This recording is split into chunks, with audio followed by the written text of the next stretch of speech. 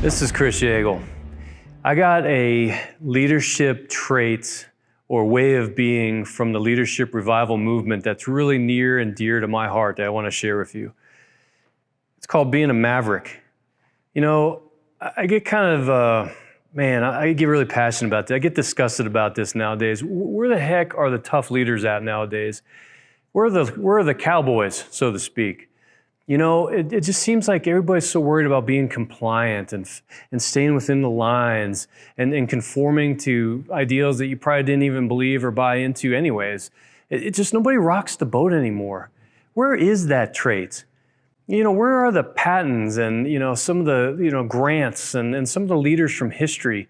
Now listen, I don't agree with everything they did, and I don't want to get into a debate about their ethics and stuff like that, but they were effective leaders in their own right.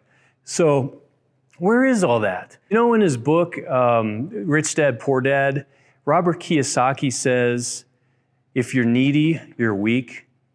You know, and a lot of leaders, I think, behave that way. Oh, I need this job. Oh, I need the pension at the end of this. Oh, I need to be this way because that's what the boss expects, or that's what the board wants, or that's what the shareholders expect of me. Come on, man. Grow up. Rock the stinking boat. If you're needy or weak as a leader, risk things. You'll find another job. Come on. If you're a leader, you're probably resourceful. You'll go out and get something else. We need leaders to challenge the status quo. Okay, sorry, rant over kinda. More to come, but let me define it a little bit so you know why I'm asking you to be a maverick. First of all, mavericks challenge things in the effort to make things better. Here's the definition.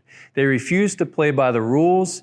They aren't scared to cross a line of conformity, but their unorthodox tactics get results. So they're not afraid to cross some lines, to break some barriers, but their unorthodox tactics get results. Now there's a difference between being a maverick and a rebel. All right, a rebel sometimes strikes matches just to watch them burn. They cause strife in organizations just to watch things fall, to see people get fired, to stir the pot, and then they kind of stand back and they enjoy all that. The Bible is very clear about strife.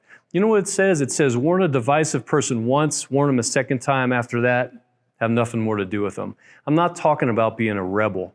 Don't go looking for conflict, all right? Just be aware of your surroundings. And if there's a logical question to be asked, maybe ask it. Instead of just clamming up in the meeting and keeping it to yourself, I got a question about that. Why are we doing this? Or maybe tone it down a little bit, depending on the environment. But ask. Ask the questions. Listen, there's something that goes along with being a maverick. I know because I've been one most of my life. Some people ain't gonna like you. And if you're in leadership to be popular, here's a tip. Leadership ain't a popularity contest. It's just not, all right? So you're gonna ruffle some feathers. People aren't gonna like you. Why can't Kris just follow the rules? Why can't he do what we say? I mean, he's supposed, who cares, man? Write him off. All right, I guarantee they are too timid to take action. You need to take the action. Don't worry about all that. Listen, only dead fish go with the flow. Let's say that again. Only dead fish go with the flow. All right, so as a leader, you are not called to go with the flow. You're not called to rotely follow things. You're called to question things and make sure that you're at the optimal solution for what's right, for your team, for success, or for the higher calling, whatever it may be. So question things. Mix them up. I have a really good friend who's a high school basketball coach. He's won 3 state championships.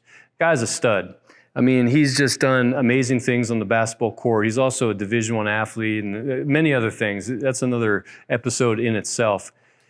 One time he was at an event with kids there, and one of the administrators from the school showed up, alcohol in his breath. My buddy could have conformed, could have just ignored it, and just said, well, he's not like right in the kids' faces and all that. But he picked up on it, and you know what he did? He said, hey, man, should you be here with alcohol in your breath? He raised the question. Yeah, he ended up losing his job for it. Not the administrator, my buddy. So it's not always going to be popular. But you know what? Doing things that are right aren't always popular. So listen, I want you to stop conforming. I want you to stop just going with the flow because A, that's always the way things have happened, or that's the tradition or whatever, or you think you're going to lose your job. Come on, man. Be a cowboy. Be a maverick. question things, challenge things.